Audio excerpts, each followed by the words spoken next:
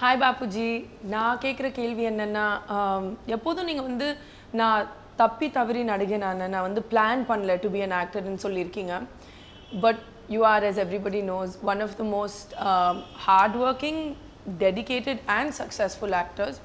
இதில் நான் என்ன கேட்க விரும்புகிறேன்னா, உங்கள் பேக்ரவுண்ட், உங்கள் வீட்டில் வந்து, நான் உங்கள் வீட்டில் தான் உட்காந்துட்ருக்கேன், பட் உங்கள் வீட்டில் வந்து இசைனா ஒரு பெரிய, it's a big part of your family. And அதே டயத்தில் பரத்நாட்டியம் has been such a great influence in your life. So இந்த ரெண்டு விஷயங்கள் வந்து how have they influenced you as an actor? Because நான் பார்க்கும்போது எனக்கு நிறைய influences தெரியுது. So I just wanted to know if you had to explain how they have impacted your life as an actor. எல்லாரும் வழக்கமாக நம்புவது என்னவென்றால், தமிழ் சினிமா பொறுத்தவரையிலும் நடனமும் இசையும் மிக முக்கியம் ஒரு கலைஞனுக்கு. என்ன அது அப்போ இருந்த சினிமாவுடைய ஒரு நிலைமை, ஒரு வடிவம். அது என்னை பொறுத்தவரையிலும் சினிமா வந்து ஒரு ஆமனிவோர், தமிழில் என்ன சொல்கிறது, சர்வாகாரி, சகலாகாரி, எல்லாத்தையும் உண்டு தனதாக்கி கொள்ளும் ஒரு தன்மை உள்ளது. எனக்கு அப்போ வந்து பரதநாட்டியம் தெரியும்னா அவங்க வேலை கொடுப்பாங்க, டான்ஸு, ஒரு இளவரசனுக்கான அழகுன்னு சொல்லுவாங்க இல்லையா, குதிரை ஏற்றம், வாழ்வீச்சம், வில் வித்தை, அஷ்டாவதானம் தெரிந்த அந்த இளவரசனை ஒரு இளவரசி காதலித்தால் என்று அதுக்கு ஒரு அழகு, அதுக்கென்று ஒரு லட்சணம் என்று வைத்திருந்தார்கள் அல்லவா.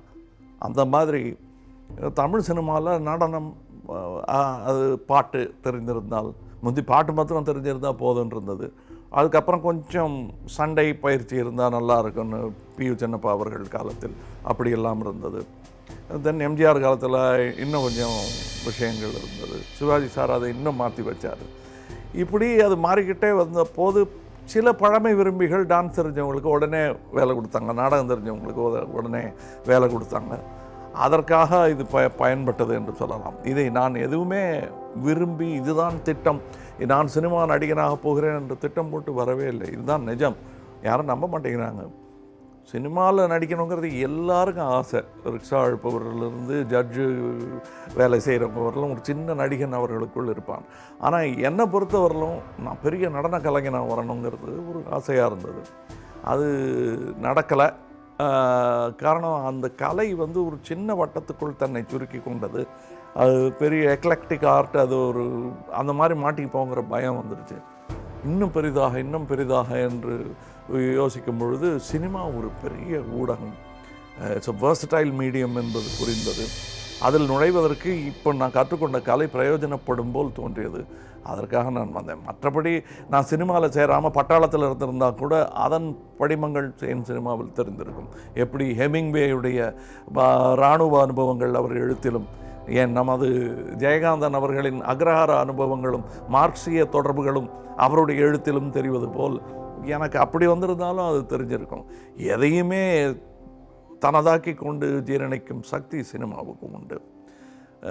தவிர நம்ம வீட்டில் நீங்கள் சொன்ன மாதிரி இசையும் நடனமும் நிறையா இருந்தது. அது எனக்கு அது ஒரு பெரிய ஒரு வரமாக, சூழலாக அமைந்தது.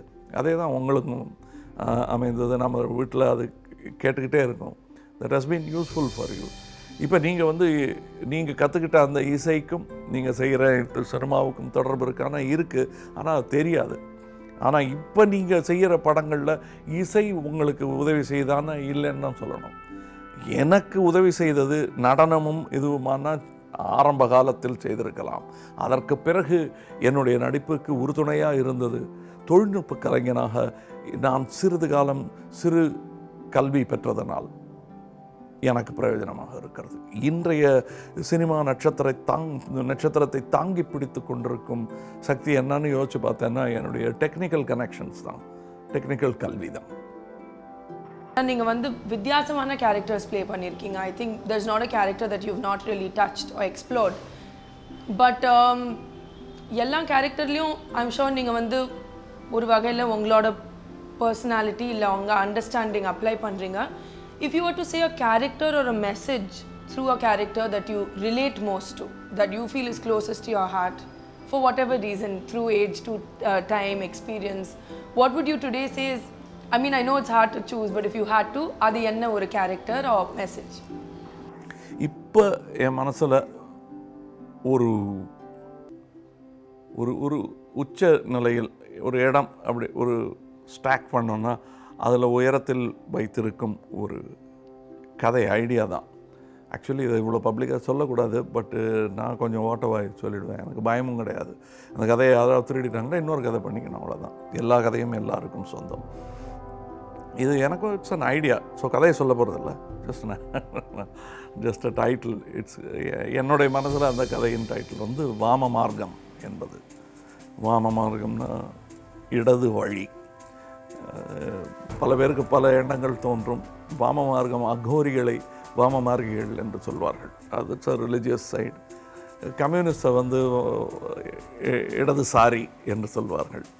அதை எப்படி வேணால் வச்சுக்கலாம். But it's a very interesting thing. It's about business ethics. அதை பற்றியெல்லாம் பேசணும்னு எனக்கு தோணுது. ஒருவேளை ஒரு உலக குடிமகனாக எனக்குள்ள ஒரு கடமை அப்படின்னு நான் நினைக்கிற ஒரு விஷயம்.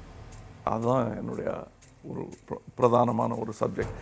எப்படி மருதநாயகத்தை பற்றி கொஞ்ச நாள் நினச்சிட்டு இருந்தோம், அப்புறம் மர்மயோவை பற்றி நினச்சிட்டு இருந்தோம், அப்புறம் விருமாண்டின்னு ஒரு படம் மனசுலேயே இருந்தது, அதுக்கப்புறம் விஸ்வரூபம்னு ஒரு படம் 7 வருஷமாக பண்ணணும்னு இருந்தது. அந்த மாதிரி இதுவும் ஒரு கதை என் மனதில் அப்படியே திரண்டு வந்து கொண்டிருக்கின்றது.